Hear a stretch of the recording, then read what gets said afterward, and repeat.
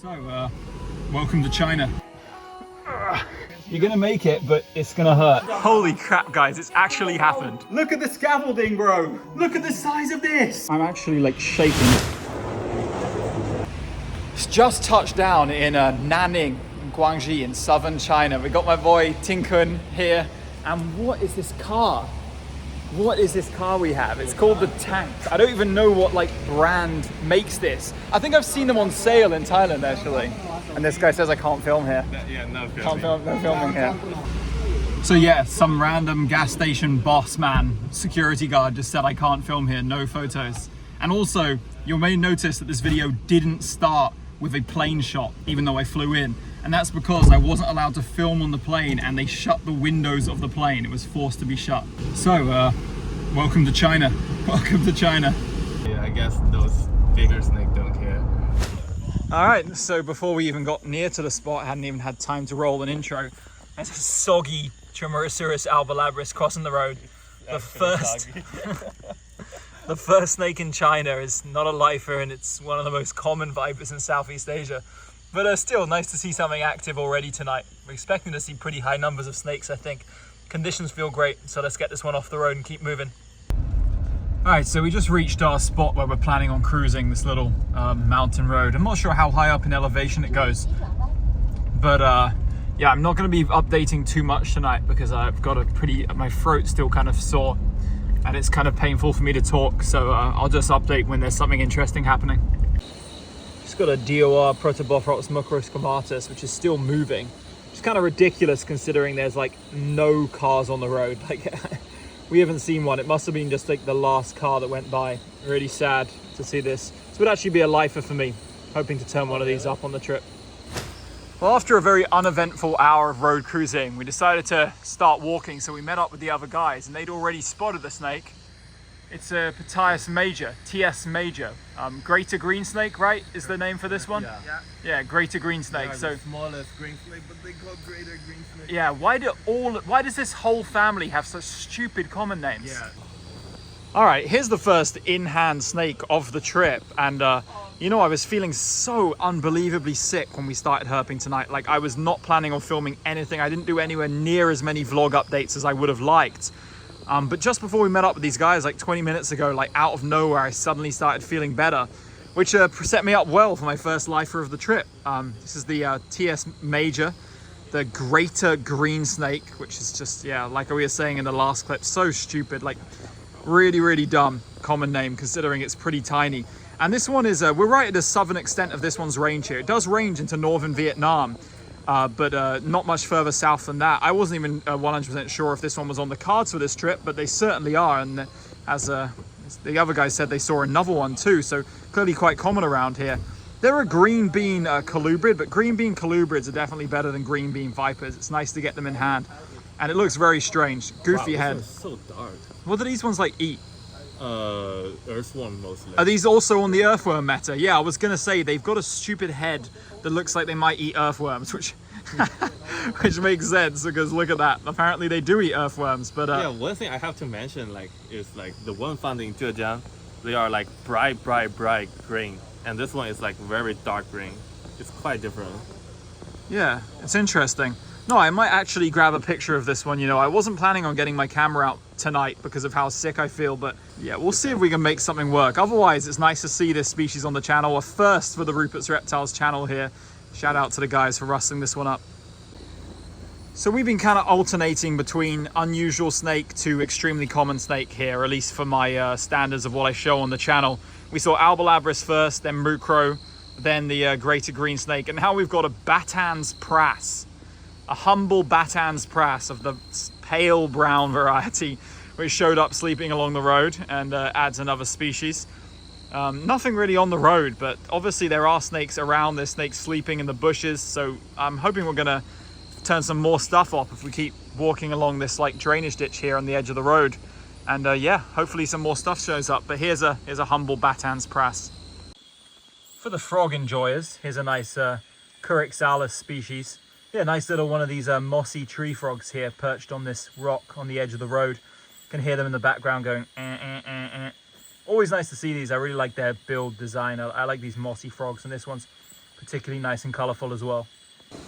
Holy crap, so a night which began with us just checking out a random hill somewhat close to where I was picked up and where we're supposed to be going tomorrow. And I wasn't even sure if it was going to turn into any kind of herping because of how sick I felt, has actually become a seriously good night, because the guys just grabbed this insane Mocard's beauty rat snake, a species that I would have absolutely loved to see on this trip, but I didn't even consider it as a target because I thought there was such a low chance of us encountering this. It's really, really rare, this subspecies in these areas, or at least very hard to encounter. You'd have to be in certain areas road cruising in the daytime, but this one was just sleeping in the trees on the edge of the road. And this is in what I consider the most beautiful subspecies of Elaphate taniera. It's just by far the most yellow. Helfenbergeri has nice yellows, especially when they're young, but this one is just bright golden yellow all over, just with that same classic Elaphate taniera pattern change. It's just a simply magnificent snake, and seriously, there's not many snakes we could have found tonight in this area, because I didn't really have any targets for this particular spot. A lot of the stuff the guys wanted to see here is stuff that I don't care too much about, but this is like one of the very best things we could have got out of tonight.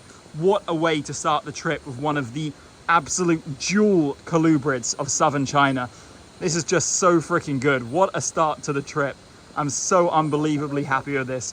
An incredibly beautiful, photogenic, and very calm snake, not biting at all, which is great. Obviously in the daytime it'd be probably trying to chew my arm off, but at night you get this really, really great look at this amazing Mocard's beauty rat snake, Elaphate taniera subspecies Mocardi. Fantastic. We're going to grab some pictures of it now. I'm going to give it to the guys to take their pictures in the background.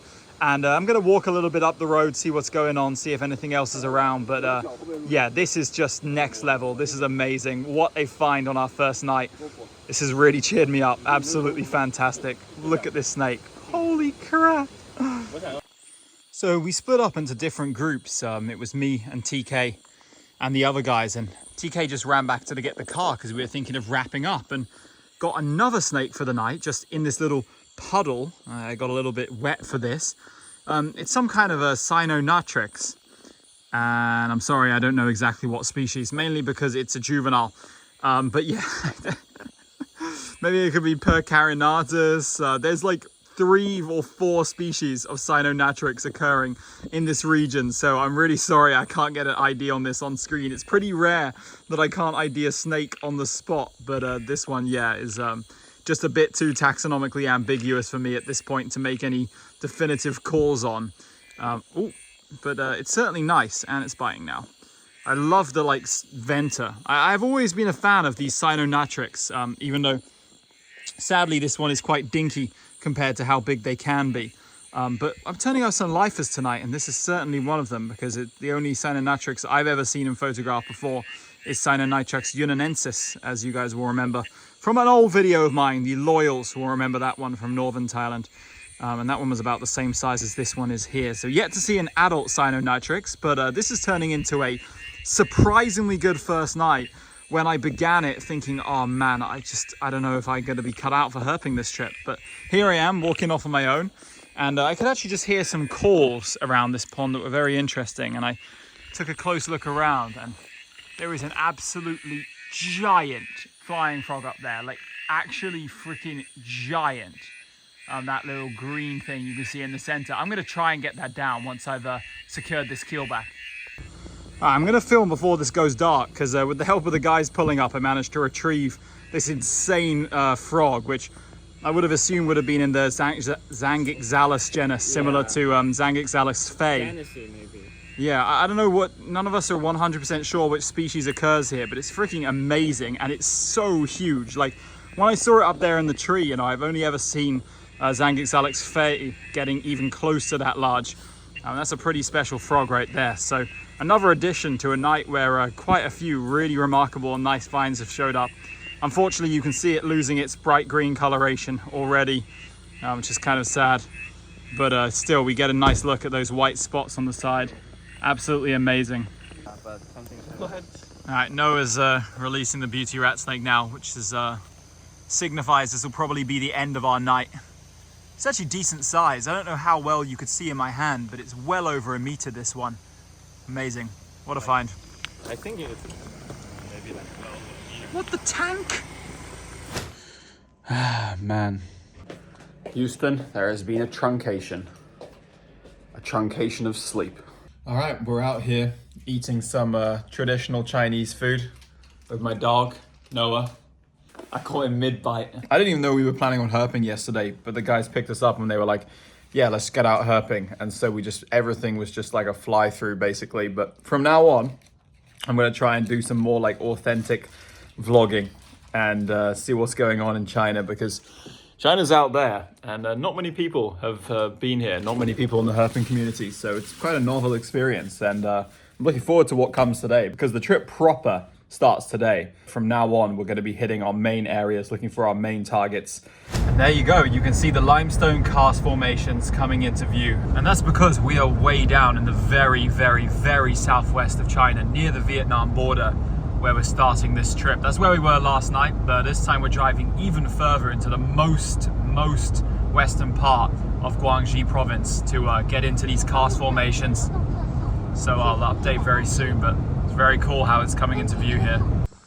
So we pulled off the highway and now we're in this kind of like rural area amongst the limestone karst, same kind of habitat. You know, as a certified limestone karst enjoyer, I'm really feeling in my element here already. And I think it's going to be a fun day. Obviously, this kind of habitat is so tough to turn up snakes, but we've only got one target and I'll speak on it very soon. All right, here we go. Heading up towards cave number 1. Yeah, no one knows the way apparently. Really nice temperatures today as well. It's like the perfect weather to be hiking around limestone karst. Really cool.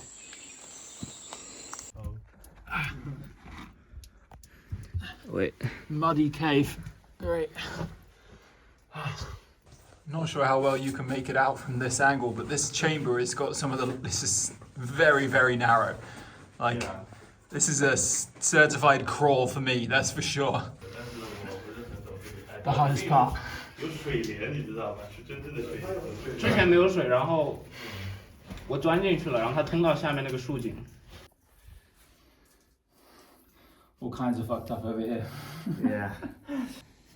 Emerging from the cave, a monster. Yes, this is when I wish I was a little bit smaller.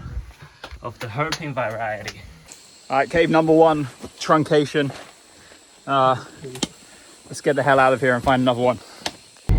Right, so I'll speak a bit more on what we're up to down here. Our biggest target for this kind of very, very southwestern limestone area of Guangxi is Moellendorff's rat snake, or the flower snake, 100 flower snake. It's got various names like that. It's this huge, crazy looking cave dwelling rat snake, which has been like one of my dream species to see my whole freaking life, basically ever since I found out about its existence.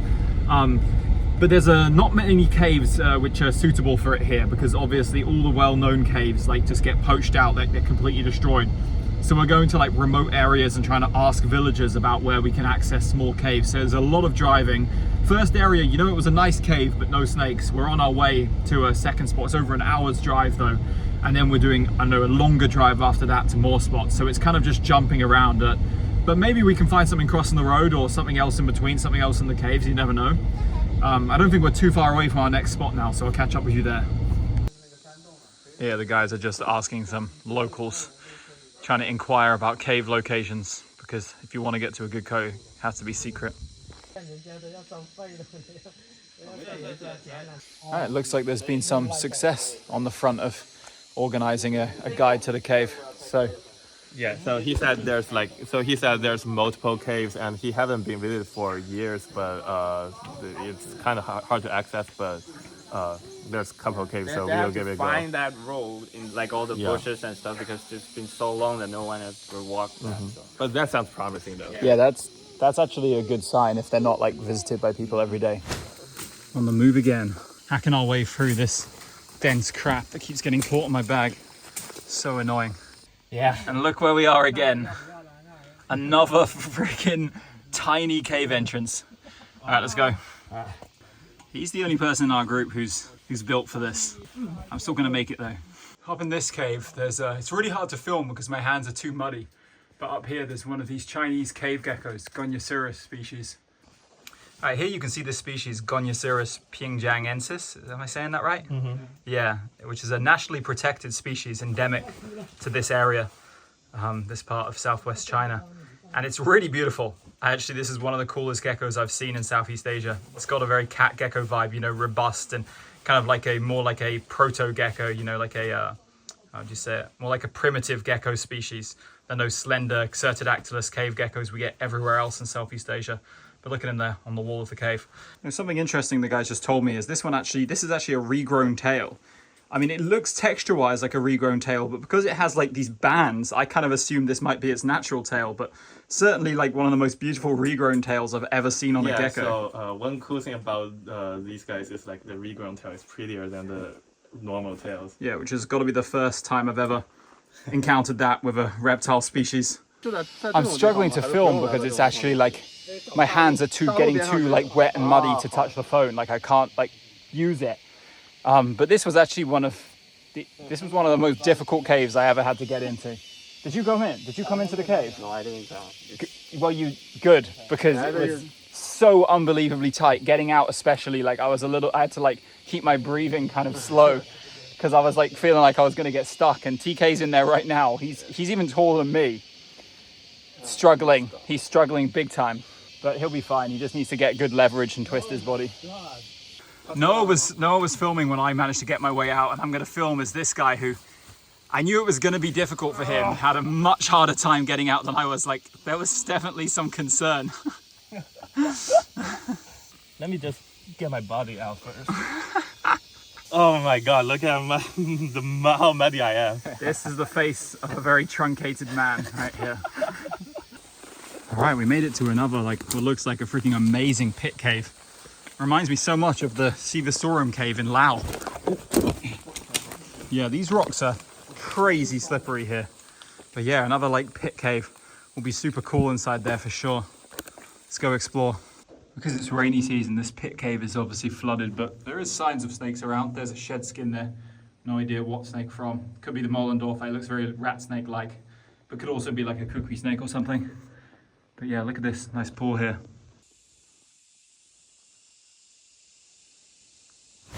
Right, so here you can see me eating something which isn't KFC or McDonald's in China. This is some kind of traditional rice cake, they called it, right? Yeah. Rice cake is a very, very different thing where I'm from in the UK, but it's sort of like a sticky mashed rice thing with some meat in it. And honestly, it tastes pretty damn good, so I'm gonna eat all of this. Yeah, peanut as well, yeah. It's good, it's actually good. Yeah. All right, you may be noticing that it's suddenly the next day, and you may be wondering what the hell happened yesterday. So remember the last update I gave was that we were driving north for a 4-hour drive to meet up with some guys and check some caves. Well, they kept like sending new locations, and every time they sent a new location, it increased our journey by like 20 minutes. And it ended up taking us, due to like one wrong turning adding 20 minutes as well, like 6 hours. And we arrived at their spot at close to 11 p.m. And then their spot wasn't even somewhere to herp, it was just a town. And then they weren't there, and we waited for them, and by the time that they arrived, it was like midnight, and we lost the entire night of herping.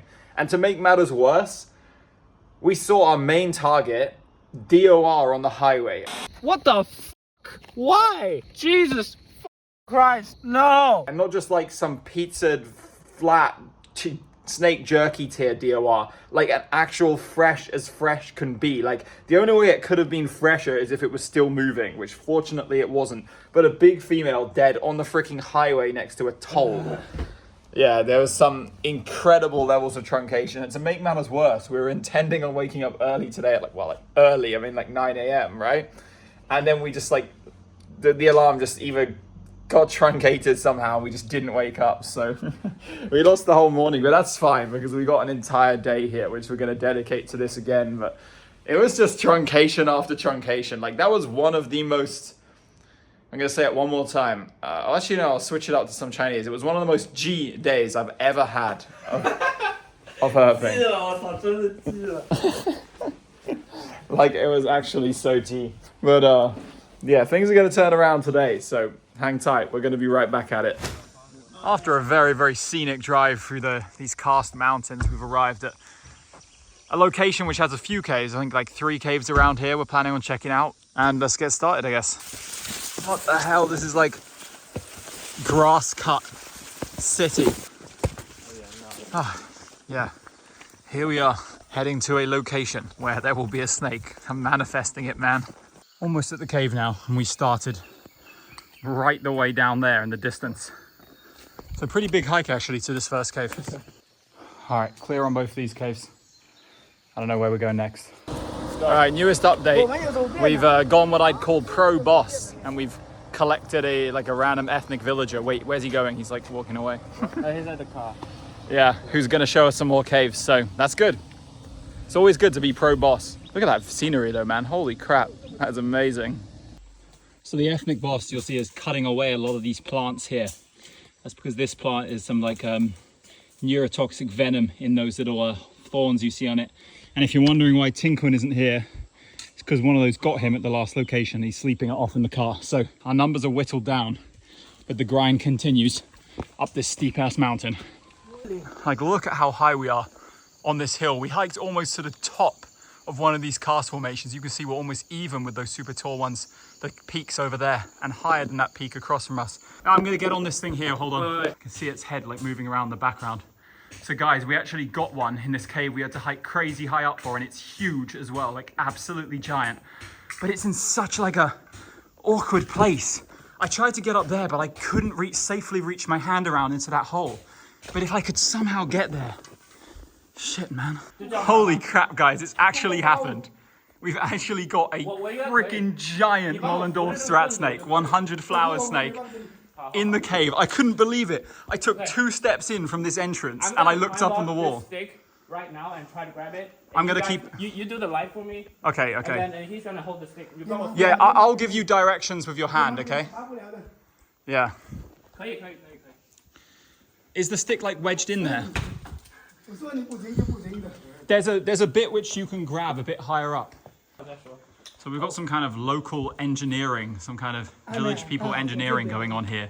He's building scaffolding for us to climb up into there and catch it, which is pretty good. And you may also notice our numbers have dwindled even more. I don't know what happened. We lost Benny somewhere along the way. Like it was pretty funny actually.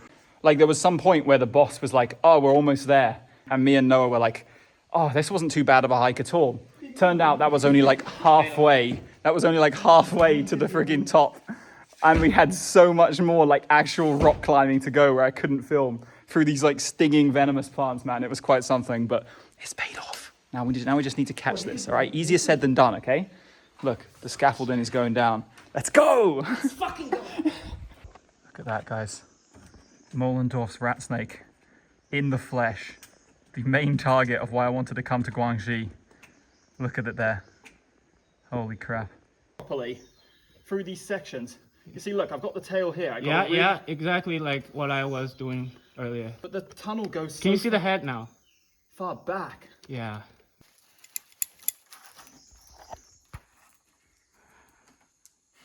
Guys, it's coming. I'm about to get it if you can. Yeah, he got it in the head. It's trying its absolute best to wedge itself in. I got most of the body now, it's just got the head hooked on something. Oh my god, guys! I got Noah filming on his phone because I'm up here, but look! We did it! We did it! Look at the scaffolding we had to create. Look at the scaffolding, bro! Look at the size of this! It's longer than I am tall, bro. Oh shit. Holy crap, look at this! Yeah, it's a 2 meter. It wedged itself so deep in there, guys. I don't even know how long we've been up here. I had my hand on it and I didn't want to pull it, but I wanted to keep some pressure to try and tire it out. Nothing worked. It had its upper body wedged deep in this crevice. And what would you know? The ethnic engineer himself, he just he set fire to a little thing, sent some smoke up into the hole. Instantly, in a split second, the snake came out. These guys really do know. Being pro boss was the biggest win you could imagine today. I know you can't see anything in this light, but I just want to film this moment because this is the result of some of the most effort I've ever put into finding a single snake or getting a single snake in hand, not just finding. And it's covered in mud. but this is Mollendorf's rat snake, one of the, probably the goat elaphe in the entire world. One of the biggest like targets I had in the whole snake universe, especially non-venomous targets. And I'm about to bring it down from up here and show you some better video, but thanks Noah, you can take the snake now. I'm actually like shaking. It's not often that I shake. You'll never see me often shaking, but I was up there on this precarious ass contraption, getting bitten by it. Like I just was so, I'm not shaking from fear of like falling or fear of getting bitten. I'm shaking from fear of losing the snake. Like everything, I was actually terrified of the depression which would come with losing this snake. And I just didn't want to let it go. But we've got, look at how green it is. Look at that tail. We're going to bring it outside the cave because as mentioned, we lost some of our guys along the way.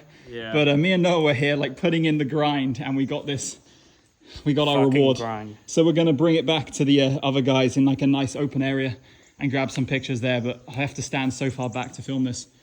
How do you say thanks in Chinese? 谢谢. 谢谢. 谢谢. 太谢谢了，谭大哥，太谢谢了. Being pro boss. Yeah. We are on Mollendorf patrol today. Seriously. How freaking good is that? How good is that? Our trip is off to a we're started. We're moving for real now. Yeah, there's like at least 5 or 6 more caves that we were planning to visit, but now we can just truncate that completely and actually get on with our lives. Yes! Yes, yes, yes. Yeah, here's a look at like what we had to go up. I wasn't filming because, you know, so sweaty and just focused on getting up. But this is the kind of steep cliff face we had to climb to get up here. Just kind of retroactively filming how insane it was to get to this cave. We found Benny. He was hanging out down the cliff a bit.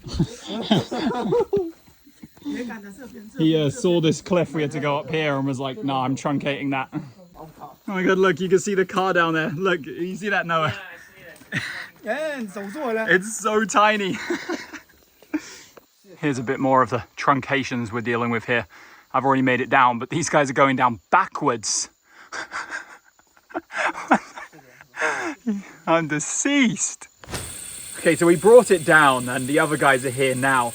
And we also gave it a little wash so you can see it like, it had so much color, like the olive greens on the body is incredible. And, you know, I mentioned it when we were in the cave, but this was my absolute, and not just mine, our absolute #1 target for this part of our China trip for the first few days. And it's just incredible. It's everything I could have hoped for. A massive individual with a freaking bright red tail and the brick red head. Like those red bands on the tail are amazing. I'm just in love with this snake. I cannot explain how freaking amazing this is. And what makes it more incredible is just how we caught it. I'll try and explain a little bit more about what happened. Like it was just wedged so deep in there and it was too big to bring out through those tiny holes. It was just too big. And we spent almost 45 minutes just plotting, trying to figure out different ways. And in the end, we got it. But it bit me so many times when I was putting my hand in there, like they're all cut out. But the second we brought it out, it just became like a little puppy dog. It just became just so docile and calm. Here, you can come in closer and just take a look at like it against this background here in my hand. Like, look at that. That is absolutely unreal. The base of its skull is so wide. You know, I was saying before I came out here, I was calling this the Turbo Elaphe, and we were debating, is this the best member of the Elaphe genus? I mean, it's not only incredible looking, but I just love its ecology. You know, I'm a certified limestone karst enjoyer, and I also love snakes which are like associated with caves. You know, that's one of the coolest things, I think, snakes that have those really unique ecologies like these ones. And although they do roam in the forest and across the limestone karst, they love, I mean, cave is basically a restaurant for them, you know, so they love it there. And I'm just, yeah, I'm going to take a bit more video in a second, but I just want to do some talking in front of the camera because that's something you want to do when you find something like this. Yeah, I got it in hand now. Like, I'm going to try and keep it as like compact as possible, which is difficult with a snake which measures almost 2 meters in length. But you can just get a look at some of the details of the body, like that vibrant tail. Oh my God. So yeah, we got it here on the rock.